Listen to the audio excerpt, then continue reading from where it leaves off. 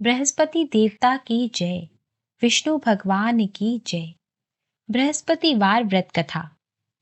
प्राचीन समय की बात है। एक बड़ा ही प्रतापी तथा दानी राजा राज्य करता था।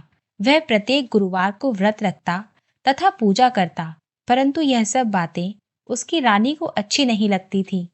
वह ना व्रत करती और ना ही किसी को एक पैसा दान में देती। राजा को भी ऐसा करने से मना किया करती थी। एक समय की बात है कि राजा शिकार खेलने वन को चले गए। घर पर रानी और दासी थीं। उसी समय गुरु बृहस्पति साधु का रूप धारण कर राजा के दरवाजे पर भिक्षा मांगने आए। साधु ने रानी से भिक्षा मांगी तो वह कहने लगी, हे साधु महाराज, मैं इस दान और पुण्य से तंग आ गई हूँ और आप कोई ऐसा उपाय बताएं जिससे यह सारा धन नष्ट हो जाए और मैं आराम से रह सकूं। साधु रूपी बृहस्पति देव ने कहा, हे देवी, तुम बड़ी विचित्र हो। संतान और धन से कोई भी दुखी नहीं होता। अगर तुम्हारे पास धन अधिक है तो इसे शुभ कार्यों में लगाओ जिससे तुम्हारे दोनों लोग सुधरें। परंतु साधु की इन बातों से रानी खुश नहीं हुई। उसने कहा, मुझे ऐसे धन की आवश्यकता नहीं जिसे मैं दान दूं तथा जिसको संभालने में ही मेरा सारा समय नष्ट हो जाए।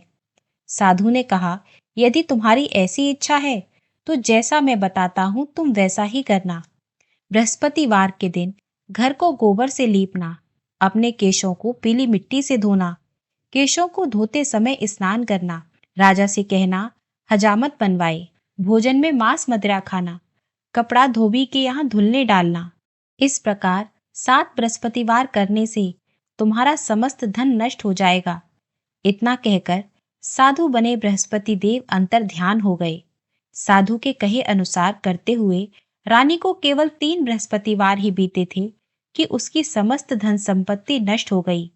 भोजन के लिए परिवार तरसने लगा। एक दिन राजा रानी से बोला, हे रानी, तुम यहीं रहो, मैं दूसरे देश को जाता हूँ, क्योंकि यहाँ पर मुझे सभी जानते हैं, इसलिए मैं कोई छोटा कार्य नहीं कर सकता। ऐसा कहकर राजा परदेश चला गया। वहां जाकर वह जंगल से लकड़ी काट कर लाता और शहर में बेचता। इस तरह वह अपना जीवन व्यतीत करने लगा। इधर राजा के बिना रानी और दासी दुखी रहने लगी। एक समय जब रानी और दासियों को 7 दिन बिना भोजन के रहना पड़ा तो रानी ने अपनी दासी से कहा, हे दासी, यहाँ पास के ही नगर में मेरी बहन रहती है। वह बड़ी धनवान है। तू उसके पास जा और कुछ अनाज ले आ ताकि थोड़ा बहुत गुजर बसर हो जाए। दासी रानी की बहन के पास गई। उस दिन बृहस्पतिवार का दिन था। रानी की बहन उस समय बृहस्पतिवार की कथा सुन रही थी। दासी ने रानी की बहन को अपनी रानी का संदेश दिया, लेकिन रानी की बहन ने कोई उत्तर नहीं दिया। जब दासी को रानी की बहन से कोई उत्तर नहीं मिला तो वह बहुत दुखी हुई और उसे क्रोध भी आया। दासी ने वापस आकर रानी को सारी बात बता दी। सुनकर रानी ने अपने भाग्य को कोसा। उधर रानी की बहन ने सोचा कि मेरी बहन की दासी आई थी, परंतु मैं उससे नहीं बोली, इससे वह बहुत दुखी हुई होगी। कथा सुनकर और पूजन समाप्त कर वह अपनी बहन के घर गई और कहने लगी, हे बहन, मैं बृहस्पतिवार का व्रत कर रही थी। तुम्हारी दासी गई थी, परंतु जब तक कथा होती है तब तक ना तो उठते हैं और ना ही बोलते हैं, इसलिए मैं नहीं बोली। कहो, तुम्हारी दासी क्यों गई थी? रानी बोली, हे बहन, हमारे घर अनाज नहीं था। ऐसा कहते कहते रानी की आंखें भर आईं। उसने दासियों समेत भूखा रहने की बात भी अपनी बहन को बता दी। रानी की बहन बोली, बहन देखो, बृहस्पति देव भगवान सबकी मनोकामना पूर्ण करते हैं। देखो, शायद तुम्हारे घर में अनाज रखा हो। यह सुनकर दासी घर के अंदर गई तो वहां उसे एक घड़ा अनाज का भरा मिला। उसे बड़ी हैरानी हुई, क्योंकि उसने एक एक बर्तन देख लिया था। उसने बाहर आकर रानी को बताया। दासी रानी से कहने लगी, हे रानी, जब हमको भोजन नहीं मिलता तो हम व्रत ही तो करते हैं, इसलिए क्यों ना इनसे व्रत और कथा की विधि पूछ ली जाए और हम भी यह व्रत किया करेंगे। दासी के कहने पर रानी ने अपनी बहन से बृहस्पतिवार व्रत के बारे में पूछा। उसकी बहन ने बताया, बृहस्पतिवार के व्रत में चने की दाल और मुनक्का से विष्णु भगवान का केले की जड़ में पूजन करें तथा दीपक जलाएं, पीला भोजन करें तथा कथा सुने। इससे गुरु भगवान प्रसन्न होते हैं, मनोकामना पूर्ण करते हैं। व्रत और पूजन की विधि बताकर रानी की बहन अपने घर लौट गई। रानी और दासी दोनों ने निश्चय किया कि बृहस्पति देव भगवान का पूजन जरूर करेंगे। 7 रोज बाद जब बृहस्पतिवार का दिन आया तो उन्होंने व्रत रखा। घुड़साल में जाकर चना और गुड़ बीन कर लाई तथा उसकी दाल से केले की जड़ तथा विष्णु भगवान का पूजन किया। अब पीला भोजन कहाँ से आए? दोनों बड़ी दुखी हुई, परंतु उन्होंने व्रत किया था, इसलिए बृहस्पति भगवान प्रसन्न थे। एक साधारण व्यक्ति के रूप में वे 2 थालों में सुंदर पीला भोजन लेकर आए और दासी को देकर बोले, हे दासी, यह भोजन तुम्हारे लिए और तुम्हारी रानी के लिए है, इसे तुम दोनों ग्रहण करना। दासी भोजन पाकर बहुत प्रसन्न हुई। उसने रानी को सारी बात बताई। उसके बाद से वे प्रत्येक बृहस्पतिवार को गुरु भगवान का व्रत और पूजन करने लगी। बृहस्पति भगवान की कृपा से उनके पास धन हो गया, परंतु रानी फिर पहले की तरह आलस करने लगी। तब दासी बोली, देखो रानी, तुम पहले भी इस प्रकार आलस करती थी। तुम्हें धन रखने में कष्ट होता था, इस कारण सभी धन नष्ट हो गया। अब गुरु भगवान की कृपा से हमें धन मिला है तो तुम्हें फिर आलस होता है। बड़ी मुसीबतों के बाद हमने यह धन पाया है, इसलिए हमें दान पुण्य करना चाहिए। अब तुम भूखे मनुष्यों को भोजन कराओ, प्याऊ लगवाओ, ब्राह्मणों को दान दो, कुआं, तालाब, बावड़ी आदि का निर्माण कराओ, मंदिर, पाठशाला बनवाकर ज्ञान दान दो, कुंवारी कन्याओं का विवाह कराओ, अर्थात धन को शुभ कार्यों में खर्च करो, जिससे तुम्हारे कुल का यश बढ़े तथा स्वर्ग प्राप्त हो और पितृ प्रसन्न हो। दासी की बात मानकर रानी शुभ कर्म करने लगी। उसका यश फैलने लगा। एक दिन रानी और दासी आपस में विचार करने लगी कि न जाने राजा किस दशा में होंगे। उनकी कोई खोज खबर नहीं है। उन्होंने श्रद्धा पूर्वक गुरु भगवान से प्रार्थना की कि राजा जहाँ कहीं भी हो शीघ्र वापस आ जाए। उधर राजा परदेश में बहुत दुखी रहने लगा। वह प्रतिदिन जंगल से लकड़ी बीन कर लाता और उसे शहर में बेचकर अपने दुखी जीवन को बड़ी कठिनाई से व्यतीत कर रहा था। एक दिन दुखी होकर अपनी पुरानी बातों को याद करके वह रोने लगा और उदास हो गया। उसी समय राजा के पास बृहस्पति देव साधु के वेश में आकर बोले, हे लकड़हारे, तुम इस सुनसान जंगल में चिंता में क्यों बैठा है? मुझे बताओ। यह सुनकर राजा के नेत्रों में जल भर आया। साधु की वंदना कर राजा ने अपनी संपूर्ण कथा सुना दी। महात्मा दयालु होते हैं। वे राजा से बोले, हे राजा, तुम्हारी पत्नी ने बृहस्पति देवता के प्रति अपराध किया था, जिसके कारण तुम्हारी यह दशा हुई। अब तुम चिंता मत करो, भगवान तुम्हें पहले से अधिक धन देंगे। देखो, तुम्हारी पत्नी ने बृहस्पतिवार का व्रत प्रारंभ कर दिया है। अब तुम भी बृहस्पतिवार का व्रत करके चने की दाल व गुड़ जल के लोटे में डालकर केले का पूजन करो, फिर कथा कहो या सुनो। भगवान तुम्हारी सब मनोकामना पूर्ण करेंगे। साधु की बात सुनकर राजा बोला, हे प्रभु, लकड़ी बेचकर तो मुझे इतना पैसा नहीं बचता जिससे भोजन के उपरांत कुछ बचा सकूं। मैंने रात्रि में अपनी रानी को व्याकुल देखा है। मेरे पास कोई साधन नहीं जिससे मैं उसका समाचार जान सकूं। फिर मैं कौन सी कहानी कहूं, यह भी मुझको नहीं मालूम है। साधु ने कहा, हे राजा, मन में बृहस्पति भगवान के पूजन व्रत का निश्चय करो। वे स्वयं तुम्हारे लिए कोई ना कोई राह बना देंगे। बृहस्पतिवार के दिन तुम रोजाना की तरह लकड़ियां लेकर शहर में जाओ। तुम्हें रोज से दुगना धन मिलेगा, जिससे तुम भली भांति भोजन कर लोगे तथा बृहस्पति देव की पूजा का सामान भी आ जाएगा। और जो तुमने बृहस्पतिवार की कथा के बारे में पूछा है, वह इस प्रकार है। प्राचीन काल में एक बहुत ही निर्धन ब्राह्मण रहता था। उसकी कोई संतान न थी। वह नित्य पूजा पाठ करता। उसकी स्त्री न ही स्नान करती और न ही किसी देवता का पूजन करती। इस कारण ब्राह्मण देवता बहुत दुखी रहते थे। पत्नी को बहुत समझाते, किंतु उसका कोई परिणाम न निकलता। भगवान की कृपा से ब्राह्मण के यहाँ एक कन्या उत्पन्न हुई। वह कन्या बड़ी होने लगी। प्रातः स्नान करके भगवान विष्णु का जप करती और बृहस्पतिवार का व्रत भी करने लगी। पूजा पाठ समाप्त कर पाठशाला जाती तो अपनी मुट्ठी में जौ भरकर ले जाती और पाठशाला के मार्ग में डालती जाती। लौटते समय वही जौ स्वर्ण के हो जाते तो उनको बीनकर घर ले आती। एक दिन वह बालिका सूप में सोने के जौ को फटक कर साफ कर रही थी कि तभी उसकी माँ ने उसे देख लिया और कहा, हे बेटी, सोने के जौ साफ करने के लिए सोने का सूप होना चाहिए। दूसरे दिन गुरुवार था। कन्या ने व्रत रखा और बृहस्पति देव से सोने का सूप देने की प्रार्थना की। बृहस्पति देव ने उसकी प्रार्थना स्वीकार कर ली। रोजाना की तरह वह कन्या जौ फैलाती हुई पाठशाला चली गई। पाठशाला से लौटकर जब वह जौ बीन रही थी तो बृहस्पति देव की कृपा से उसे सोने का सूप मिला। उसे वह घर ले आई और उससे जौ साफ करने लगी, परंतु उसकी माँ का वही ढंग रहा। एक दिन की बात है कि कन्या सोने के सूप में जौ साफ कर रही थी कि उसी समय उस नगर का राजकुमार वहां से होकर निकला। कन्या के रूप और कार्य को देखकर वह उस कन्या पर मोहित हो गया। राजमहल आकर भोजन तथा जल त्याग कर उदास होकर लेट गया। राजा को जब राजकुमार द्वारा अन्न जल त्यागने का समाचार ज्ञात हुआ तो राजा मंत्रियों के साथ अपने पुत्र के पास गया और कारण पूछा। राजकुमार ने राजा को सारी बात बता दी। राजकुमार ने राजा को उस लड़की के घर का पता भी बता दिया। मंत्री उस लड़की के घर गया। मंत्री ने ब्राह्मण के समक्ष राजा की ओर से निवेदन किया कि कुछ ही दिनों के बाद ब्राह्मण की कन्या का विवाह राजकुमार के साथ संपन्न कर दिया जाए। ब्राह्मण इस बात के लिए राजी हो गया। कन्या के घर से जाते ही ब्राह्मण के घर में पहले की भांति गरीबी का निवास हो गया।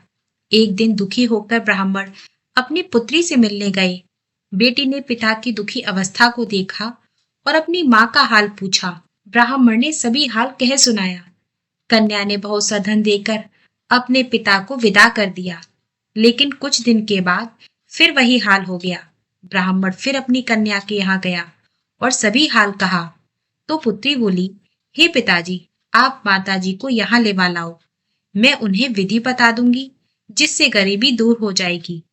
ब्राह्मण देवता अपनी स्त्री को साथ लेकर अपनी पुत्री के पास राजमहल में जा पहुंचे तो पुत्री अपनी माँ को समझाने लगी, हे माँ, तुम प्रातःकाल उठकर स्नान आदि करके विष्णु भगवान का पूजन करो तो सब दरिद्रता दूर हो जाएगी। परंतु उसकी माँ ने उसकी एक बात भी नहीं मानी। वह प्रातःकाल उठकर अपनी पुत्री का बचा हुआ झूठन खा लेती। एक दिन उसकी पुत्री को बहुत गुस्सा आया। उसने अपनी माँ को एक कोठरी में बंद कर दिया। प्रातः उसे स्नान आदि करा के पूजा पाठ करवाया तो उसकी माँ की बुद्धि ठीक हो गई। इसके बाद वह नियम से पूजा पाठ करने लगी और प्रत्येक बृहस्पतिवार को व्रत भी करने लगी। इस व्रत के प्रभाव से मृत्यु के बाद वह स्वर्ग को गई और ब्राह्मण भी सुखपूर्वक इस लोक का सुख भोगकर स्वर्ग को प्राप्त हुआ। इस तरह कहानी कहकर साधु बने बृहस्पति देव वहां से आलोप हो गए। धीरे धीरे समय व्यतीत होने पर फिर बृहस्पतिवार का दिन आया। राजा जंगल से लकड़ी काटकर किसी भी शहर में बेचने गया। उसे उस दिन और दिनों से अधिक धन मिला। राजा ने चना गुड़ आदि लाकर बृहस्पतिवार का व्रत किया। उस दिन से उसके सभी कलेश दूर हुए। परंतु जब अगला गुरुवार का दिन आया तो वह बृहस्पतिवार का व्रत करना भूल गया। इस कारण बृहस्पति भगवान नाराज हो गए। उस दिन उस नगर के राजा ने विशाल यज्ञ का आयोजन किया तथा अपने समस्त राज्य में घोषणा करवा दी कि सभी मेरे यहाँ भोजन करने आवे, किसी के घर चूल्हा न जले। इस आज्ञा को जो ना मानेगा उसको फांसी की सजा दी जाएगी। राजा की आज्ञा के अनुसार राज्य के सभी वासी राजा के भोज में सम्मिलित हुए, लेकिन लकड़हारा कुछ देर से पहुंचा, इसलिए राजा उसको अपने साथ महल में ले गए। जब राजा लकड़हारे को भोजन करा रहे थे तो रानी की दृष्टि उस खूंटी पर पड़ी जिस पर उसका हार लटका हुआ था। उसे हार खूंटी पर लटका दिखाई नहीं दिया। रानी को निश्चय हो गया कि मेरा हार इसी लकड़हारे ने चुराया है। रानी ने उसी समय सैनिकों को बुलवाकर राजा को जेल में डलवा दिया। लकड़हारा जब जेल में गया तो विचार करने लगा कि ना जाने कौन से पूर्व जन्म के कर्म से मुझे यह दुख प्राप्त हुआ है, और जंगल में मिले साधु को याद करने लगा। उसी समय बृहस्पति देव साधु के वेश में प्रकट होकर कहने लगे, अरे मूर्ख, तूने बृहस्पति देवता की कथा नहीं की, इसी कारण तुझे यह दुख प्राप्त हुआ है। अब तू चिंता मत कर।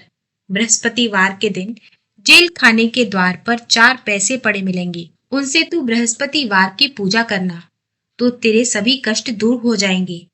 अगले बृहस्पतिवार को उसे जेल के द्वार पर 4 पैसे मिले। राजा ने पूजा का सामान मंगवाकर कथा कही और प्रसाद बांटा। उसी रात्रि में बृहस्पति देव ने उस नगर के राजा को स्वप्न में कहा, हे राजा, तूने जिसे जेल में बंद कर दिया है उसे कल छोड़ देना, वह निर्दोष है। राजा प्रातःकाल उठा और खूंटी पर हार लटका देखकर लकड़हारे को बुलवाकर क्षमा मांगी तथा राजा के योग्य सुंदर वस्त्र आभूषण भेंट कर उसे विदा किया। गुरुदेव की आज्ञा अनुसार राजा अपने नगर को चल दिया। जब राजा नगर के निकट पहुंचा तो उसे बड़ा आश्चर्य हुआ। नगर में पहले से अधिक बाग, तालाब, कुएं तथा बहुत सी धर्मशाला, मंदिर आदि बने हुए थे। राजा ने पूछा कि यह सब किसके बाग और धर्मशाला है।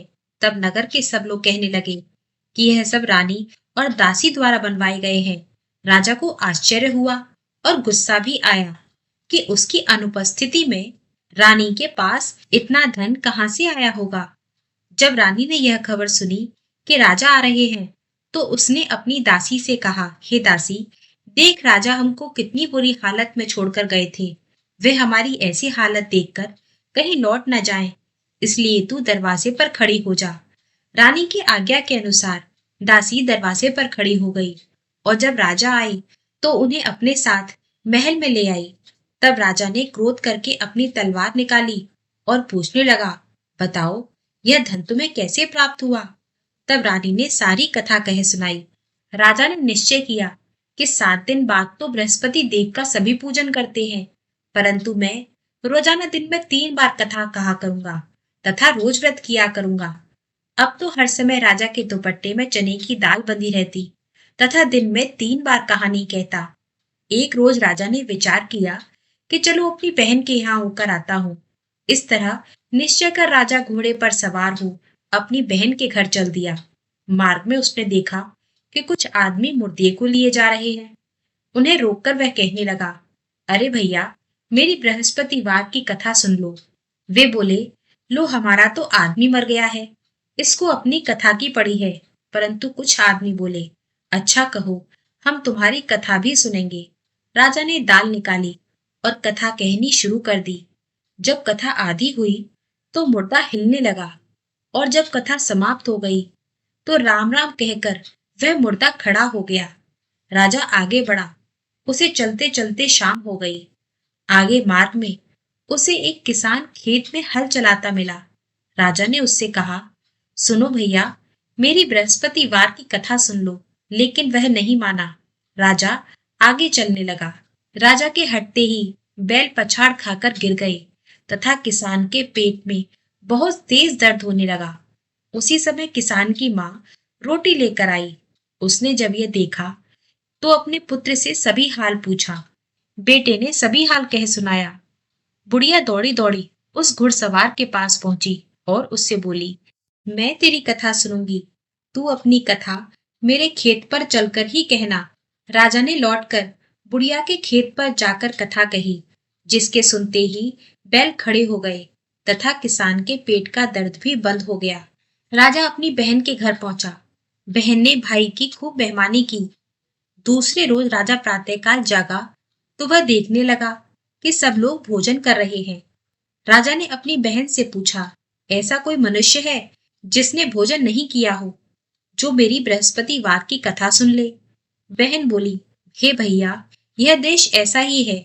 यहाँ पहले लोग भोजन करते हैं, बाद में कोई अन्य काम करते हैं।